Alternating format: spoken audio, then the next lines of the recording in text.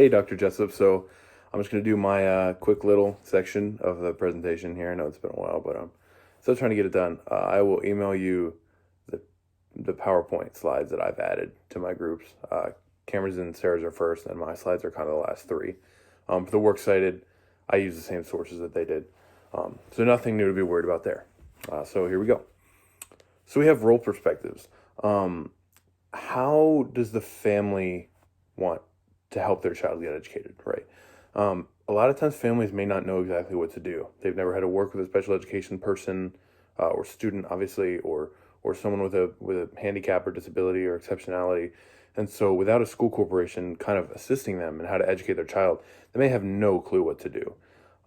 Like some of the students in this case even had toilet training issues, which I think kind of just goes to show the extent of how much help the parents may have needed, that they just had no idea how to help these kids. And so, like the Reese family in the case, for example, they were doing everything they could to find their child an education.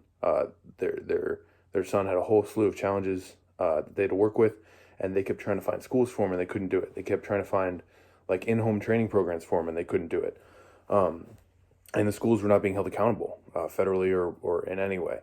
And so I think my opinion and the opinion of a lot of people is that families like a lot of times need school corporations to work with them to figure out what is best for their child, and how to educate them correctly.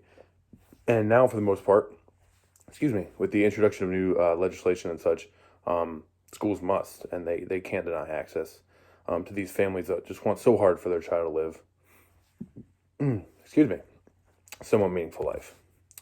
Next, we have service delivery. So how does this case affect how students are educated in a more practical sense today? So the 14th Amendment declares equal protection of the laws among all citizens, regardless of race, religion, creed, etc., language barriers. And so obviously school corporations should not deny access and education because of language, race, etc.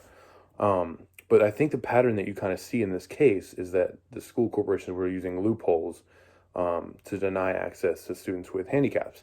And so I'm not saying they did, but it would be very possible for them to deny access using loopholes. For example, if a student wasn't proficient in English, they could use the same loopholes they did and say they were handicapped, whatever, and just deny access to a non-English speaker. Or if they really wanted to do it because of race, they could have. And so I think the groundwork for this case, just establishing that everybody needs to be educated best as possible, was very important in fighting those things, even if the case itself didn't have to deal with race, religion, etc.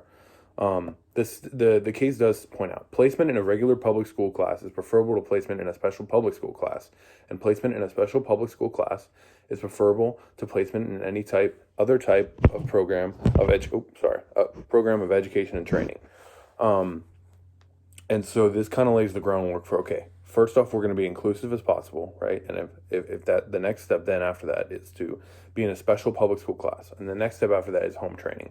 So this kind of sets the groundwork for how the steps that we should follow, to best educate handicapped or challenged students. And then obviously just directly this case opened public school education for thousands of kids in Pennsylvania and then ultimately millions of kids across the country.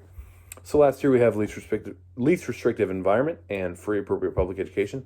So the case does state that mentally retarded children have the right to, quote, free public program of education and training, end quote, that is to their abilities and capacities as learners.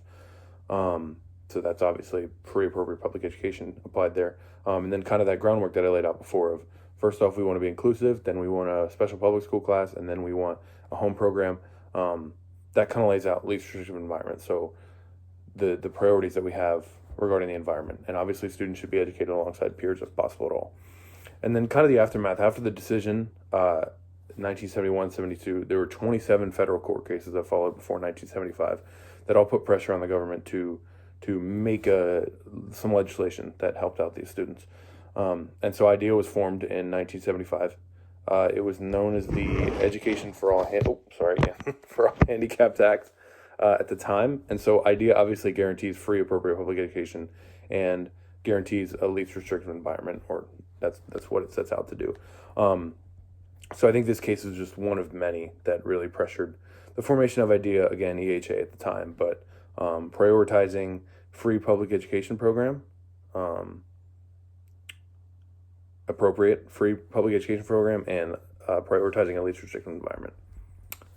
That will be all. I just have my works cited, which again I use the same sources they did, so nothing different there. Thank you.